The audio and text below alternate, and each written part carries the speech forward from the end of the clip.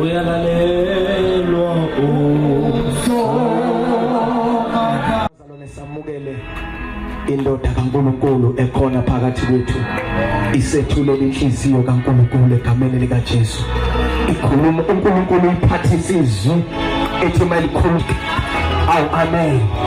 Yafisa simshayile ihlombe elikhulu samukele uDumiswayo uNyambosi egameni lika Jesu. Praise the Lord. Hallelujah. Simshayile kakhulu ihlombe lazalwane egameni lika Jesu. Amen.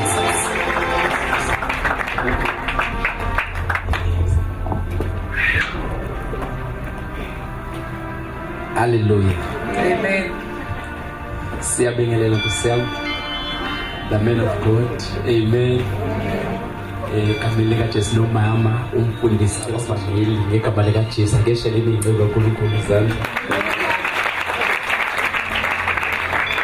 Ngicela ngibingelele ibandla lonke ngokuyikhuthazela abazalwane. Hallelujah.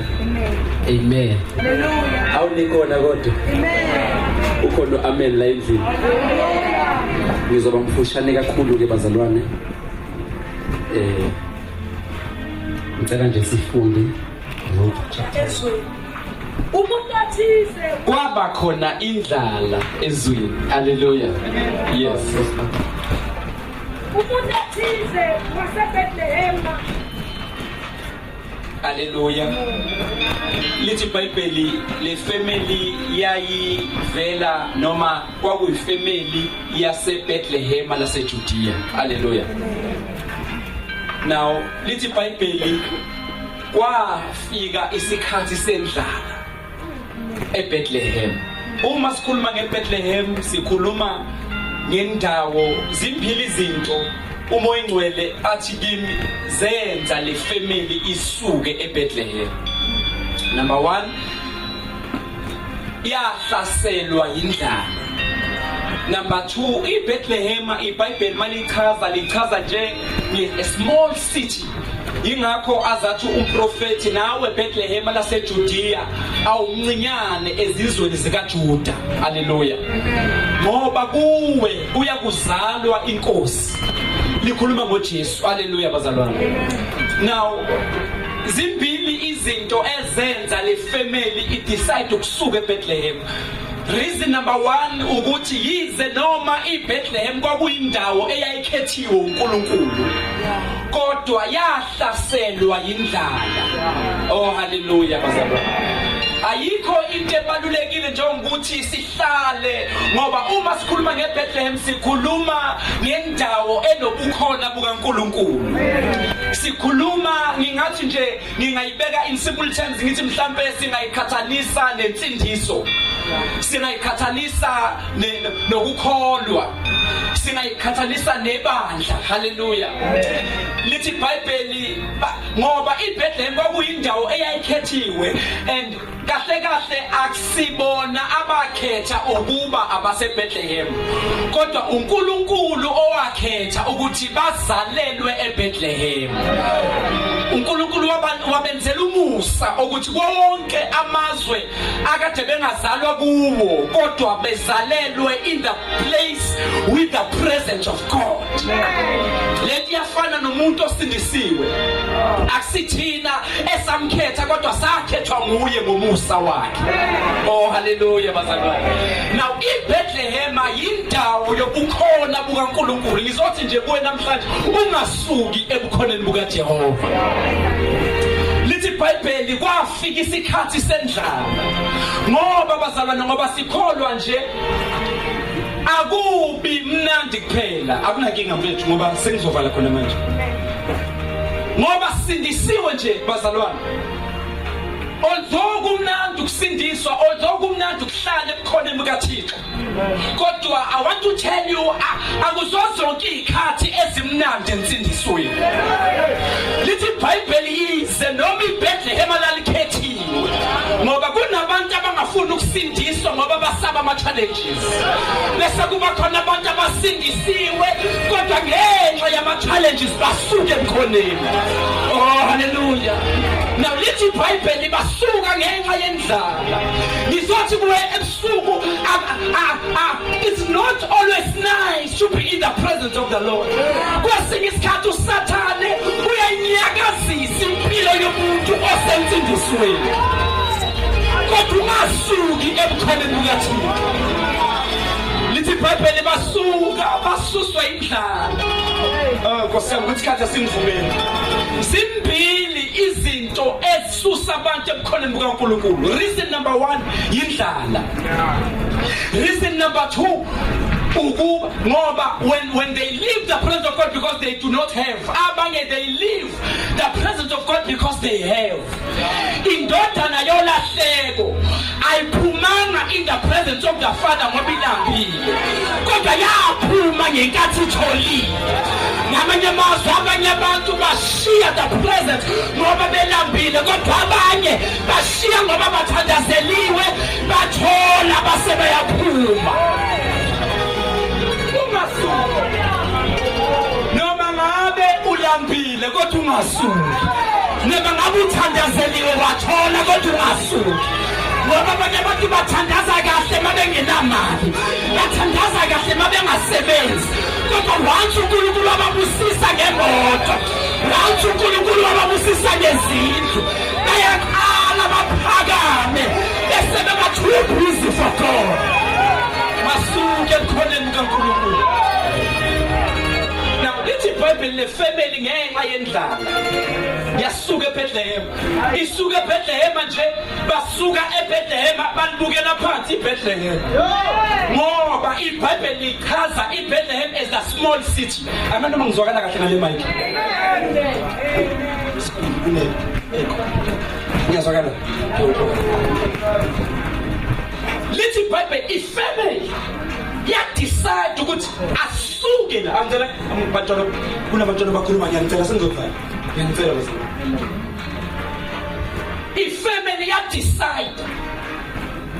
Ngiyakholwa mina mfundisi ukuthi kwakhuluma ubaba wekhaya. Wathi niyabona la hleli khona izinto ayihambi kahle. Ngoba abantu noma sebesindisiwe bayafikelwa isikhathi la izinto zingahambi kahle khona. Kodwa kuye ngokuthi udecidani uma izinto engasahambi kahle. Ngoba insindiso bazona yebo kumnandi kodwa kuhlale kumnandi. Lithi iBhayibheli family decide yathi asilishiye iBethlehema ngoba iBethlehema lincane kunezwe elihle libizwa ngeMoa. Yebazalwane iBethlehema noma ungaba mncane, iBethlehema noma ungaba nendlala kodwa usizwe esikhethiweyo. Ngoba ngishumayela nje kunabantu bafaniswa ngeBethlehema. Ubulibheki iBethlehema ngeso lenyama bewungalinyaza ulibukele phansi. Kodwa nanga ulibheki iBethlehema ngeso likaJehova bewuzobona ukuthi noma ngabe lincane kodwa likhethiwe. Namhlanje ufuna ukushumayela kubantu abathi abantu mabengibheka bangijaja ngendlela abangibona ngayo. Kunabantu nasibabheka sibajaja njengeBethlehema, nasibabheka sibabukela phansi. Kodwa ngizokutshela namhlanje noma ungabamncane namhlanje, but God has chosen you. You are chosen by the Lord. Hallelujah. Hallelujah. Angeke ngibe mude. Ngiyazi ngishumayela abantu abaningi. Take it down a little bit. Kuneli. Awukusela. Lithi iBhayibheli balishiya, thank you. Ngoba lincane. iBethlehema. Do you know kunabantu nezwe likubukela phansi? Ngoba libona izinto zakho engathi ayihambi kahle. Noma khelwane bakubukela phansi. Nkosi yami, kodwa ngizokhuluma nalowo muntu namhlanje. UJehova uthumile kuwe ukuthi ngizokutshela ngithi iBethlehema lizwe laseJudiya nawe awuncinyane ezizweni zikaJuda ngoba kuwe. Oh hallelujah. Nabanye amazwi iBethlehema lalincane kodwa lalikhulele. Ngoba umprofeti wakhuluma ngeBethlehema. Wathi iBethlehema wakhuluma many years before kuzalwa. Oh hallelujah. Tell say keep on my Jesus. I think those I'm saying izithutho zabantwana bami ziyaphuma imoba. Ngiyabona ukushumayela ngiyaprofetha ngishumayele. Ngibona abantu Jove bakhiphe imoba. Ngibona abantu Jove bakhiphe into zabo. Baseyivalela amapiloni. Baseyivalela amaphakathi. Ngiyasebenza usatha kufanele. Kodwa namhlanje siyakhipha into zabo. Namhlanje siyakhipha into zabo.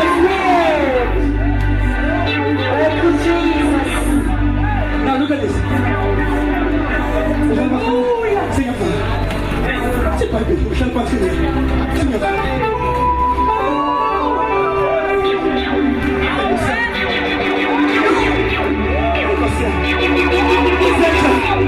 Yazi ukushumayela kodwa inamanga engwezwa elapha izinto zakho lapha. Sathana ufanele kodwa siyayilanda. Sathana uqedile kodwa siyayilanda. Sathana basalonda ngeke beshade kodwa siyabalanda. Sathana ngeke bebe neyimoto kodwa siyabalanda. Sathana basifela etshwala kodwa siyabalanda. Sathana ngizodivose kodwa siyawulanda. Basalane siyayilanda into zethu. Siyaphuma. Hallelujah. Siyaphuma.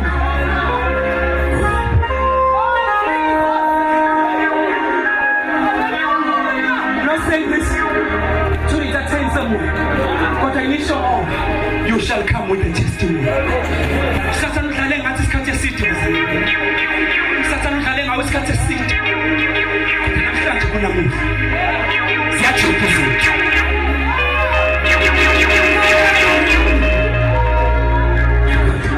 Let's Bible. Uma befa. Bafela eminyani. Bafela emoa. Uno uthi kunabantu funa bashiye emoa. Uyalazi emoa plakho. Uyalazi emoa plakho. Eliwenza ukuthi ungayiphili impilo eyiwe. Emoa. Endiqaphele ningakubamba aza kuyiJesu. Lingakubamba uzufe. uNawomi wayebizwa ngoNawomi kodwa eseMoab. Kunabantu ababizwa ngabazalwane kodwa baseMoab. Sathana akanankinga negama elithi Nawomi. Akanankinga ngegama elithi umzalwane. Kodwa unenkinga ngeposition yakho. Ufele Moab. And the Moab in the tomb awuyiwedwa. iMoab alimlanda umuntu ngamunye. iMoab imlanda igroup. Fana nomuntu nomsefuna uphume ebandleni akaphumi yedwa. Ngomsathana bese ukukushaya uqala ube nama group ebandleni. Bese uyaqala uyakhuluma nyambona umfundisi uyabheka umfundisi nyambona. Yabona ukuthi la isonto izinto ayihamba bese niba igroup bese niyahamba. Injalo iMoab akafuna usathana ubulala lo yedwa ufuna ubabulala bonke. Can I tell you this? uNawomi wacishe wafa ngoba kwafa ubaba kwafa indodana kwasekuzolandela yena. Wabona uNawomi uthi engizofa la. Ngoba kumele ubone la uzofa khona. Ibone impilo yakho yokukholwa la izofa khona. Ngoba wena inkinga yakho uzwana nabangani too much. Nimafana kufaste ukalifonela abangani bakho. Nimafana niyenkonzweni ukalifonela abangani bakho. Mntaka maqaphela umoya waseMoab ufuna ukubulala. Uma kuphunywa eBethlehema lithi iBhayibheli baphuma ngegama elithi let us. But let us go to Moab. Ngoba iMoab ifuna igroup. Kunabantu abantwana bethu bafaile ezikoleni, abantwana bethu abaphumeleli, abantwana baphila impilo ezobabulala kusasa. Mungasubabheke abenza ama decision bebodwa kodwa bafuna ukuthi betshelwe abangani. Ngoba iMoab likupha abangani abazokise ekufeni. Hallelujah. When we ask uNkulunkulu against lento yakho yokuphuza utshwala yongabi faithful kodwa ngenxa yabangani. Uyazi lonke wayekuvusa ngo4 ekuseni nothandaza umuntu othandazayo wafika emsebenzini waxoxela omunye umzali uthi uyazi ngangivuka nama ngisavuka nawe usavuki namhlanje. Moya waseMoab ufuna ukunibamba lonke. Lithi iBhayibheli badecide as a family baphuma. Babefike eMoab nababulala iMoab. Bavuka iMoab likubulala. ngoba awufi nje kwethu ukufa nemali yakho kufe nabantwana bakho kufa izinto zakho kufika kusasa la kunabantu kusasa la uSathane qedile ngani kodwa namhlanje kunento ezokwenza kwathi nawo wesu ukuthi uJehova ubakhumbule abantwana bakhe yize noma babehlupheka kodwa uJehova wabakhumbula. Nizothi mina namhlanje kunabantu abazokhunjulwa uJehova. Sawuhlupheka isikhathi eside, sekuhlekiswe ngawe isikhathi eside, kodwa ngizoprofetha namhlanje izothi uJehova uyakhumbula. Mama kade ukhalilembezi, my brother kade ukhalilembezi, siswami kade ubukela phansi. Bonke mdeni bayasebenza wena usebenza, bayabuza kanti uqashwa nini, kodwa namhlanje here's your answer. God is remembering you. uJehova uyabakhumbula bakhe. Kunabantu abakhumbula uJehova namhlanje.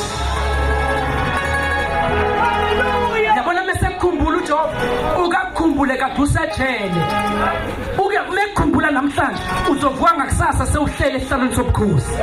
Mawungangikholwa hamba ubuza uJosefa wathi noma sevalelwe ejele wathi ngenkathi uJehova esemkhumbula walala ejele wathi evuka ngakusasa wayebiza ehlalweni sobukhosi. Kunabantu abasemajele namhlanje kodwa kusasa ngisho lokhu by your seat. Namhlanje awunamala usebenza but I am here to prophesy you. Namhlanje noma kunje but God is remembering you. So uzothatha ayobheka endaweni yakho. Look at this. Hallelujah. Sengizova. Let's iBhayibheli. Jesus. Unawo. What decide? Awutshela ukuthi what decide. Yes. Yabona lento okwenza isinqumo ibalekile. Hallelujah. Noma ngahlaya nje manje. Kodwa kusasa uzokhumbula. Lento ye decision ibalekile. Decision ibulela abantu abaningi. Noma umuntu eseshungeziwe kodwa iqinise inhliziyo yakhe. Decision. Hlekiswa ngabazalwane, hlekiswa ngensindiso.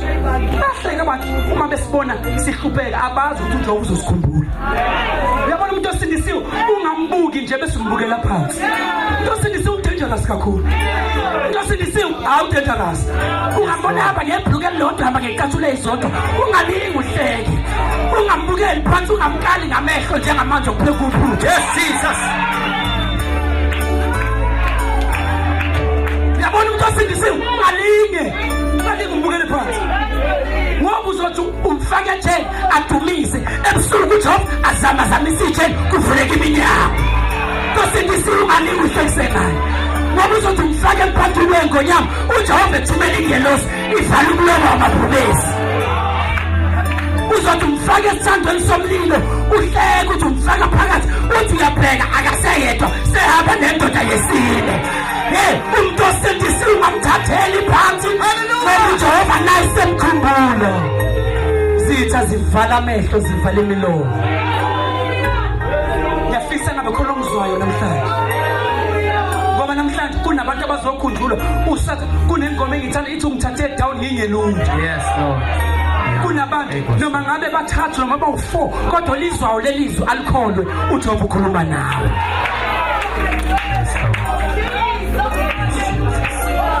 What decide? No sis, what decide? What no, ngizowufana. Let's iBhayibheli wabiza amadodakazi akhe amabili. Can I have 2 kids? 1, 2, can you come? Run. My God, sengizovana. Look at this. Manana. Nangu uRuth.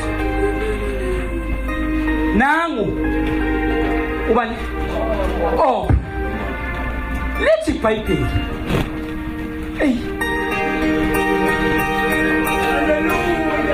Unawo. Tell us. That time Unawomi enza a decision. Yes.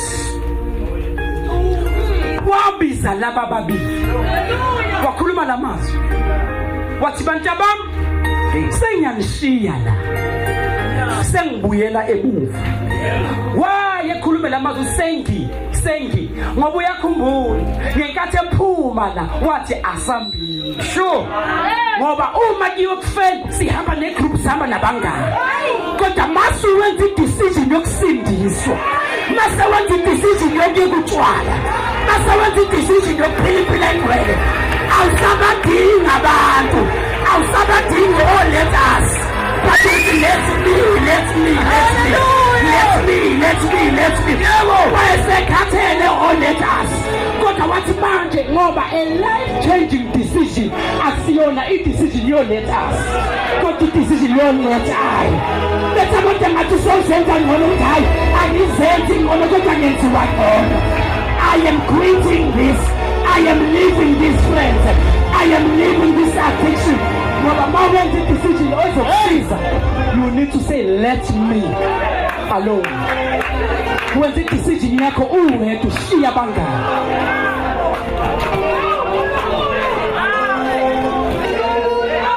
wena makufuna kuyekele boyfriend yakho uhambe uyobuza abangani ngimyeke uzofa kodwa uJehova ufuna ngoba let me hey I am tired of this life I want to live a holy life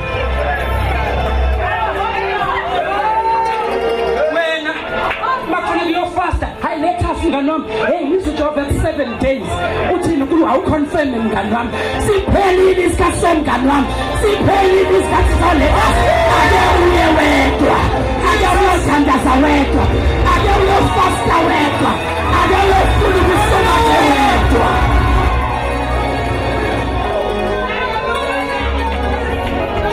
wathuna bantwana bami ngiyanishiya manje sengibuyele ekhaya yizwa ke kumipha nje hawumi 5 minutes ngevala ethi Bible that time ebatshela ethi I am leaving you sabunetelezo kanime nonsense kanime no unomuthulu kula kuna lethi uthi stay here go back to your people number 1 number 2 go back to your God yes number 1 go back to your people namayo nina niphila ngabantu nina niphila ngabangani niphila hamba niye kubantu benu kodwa mina sengiwela ekhaya lithi Bible bakhala unawo moya njengomuntu oshumayela bakhala mabelizizwe uma beqeda ukukhala lithi Bible wasethu nawo ngoba la basebethi la sidedele sihambe nawo ngiyizwa bazalwane ngenkathi bethi hayi sidedele sihambe nawo wasethu nawo hayibo eBethlehema la ngiyakhona kungenzeka ningabe nisayithola indoda wathi noma ngabe ningakhulelwa ngeke nisakhona ukulinda abantwana haleluya ngiyawani sibabele msathana look at this that time hey nkosiyami siyawuthulisa lo moya ekhaya ngiyawuna ngiyazi ukuthi siyazi yes thank you Holy Spirit Bible bakhala number 1 but state lesambe na wasethi hayibo la siyakhona ngenzeka ungatholi that time ethi ngenzeka ningatholi nemshado lithi Bible uOpa wakhala wathi kanti kuyenzeka naseBethlehema ngingatholi izinto wajika ngoba umuntu wezinto ngizothi mina ungamlandeli uJehova ngoba umlandelela izinto sengifundiswe ngoba ngiyababona laba abasindiswe bahamba ngeemoto ezinhle ngiyababona laba abasindiswe bayashada kalula hayi sindiswa ngoba uthi Jesu ushintsha impilo yami Jesu lithi Bible hayilani umbuso kaNkulunkulu nakho konke lokuya kulandela into esenza silandele lo Jesu akuzona imoto akuzona izindlu kodwa sifuna yena bese lithi Bible ibhekani konke lokhu kuyakwenezelwa kini namanye amazwi thina silandele uJehova bese uJehova enza izinto ilandele thina hayi bazalwane uyabona ngoba ngishumayela nje uyabona ngoba nawe usindiswa nje wena uzolandela uJesu usalandela uJesu imoto izolandela wena indlu izolandela wena umshado uzolandela wena okwakho landela uJesu haleluya landela uJesu ngiyabona abangishumayela uma ngasuvula amehlo akho kamoya ngibona ngilandelwe bese dispense ngibona ngilandelwa yini hayi kubiso akusho mina kushisi ithi mina ngilandela uJesu uzokwenza izinto elandele mina hayi ungangiboni nje ngihamba ngathi ngihamba ngenyawo anginalutho umzalwane ungambona ehamba ngenyawo kodwa vula amehlo kamoya uzobona kunezinto ezimlandelayo haleluya ngiyaprofetha kunezinto ezilandelayo uyenze kulandelayo haleluya thani ziyangilandela ayona thani ziyangilandela ayona ziyangilandela